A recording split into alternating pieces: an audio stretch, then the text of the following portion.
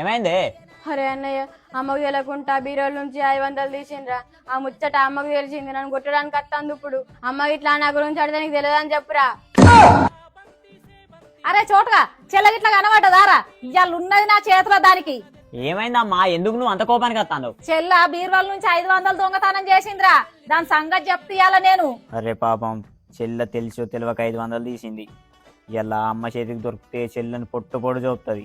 ఏదోటి చేయాలి నేనే. ఇక అమ్మా, బీర్వాల నుంచి 500 తీసింది నేనేనే, చెల్ల కాదు. ఇన్ని రోజులు నువ్వు మంచోని అనుకున్నాం కాదురా, ఇంట్లో నుంచి పైసలు తీసేది నువ్వేనారా? బాడకావు, నువ్వు చేయబట్టి నా బంగారం అసలు బిడ్డని మాటలన్నా కాదురా.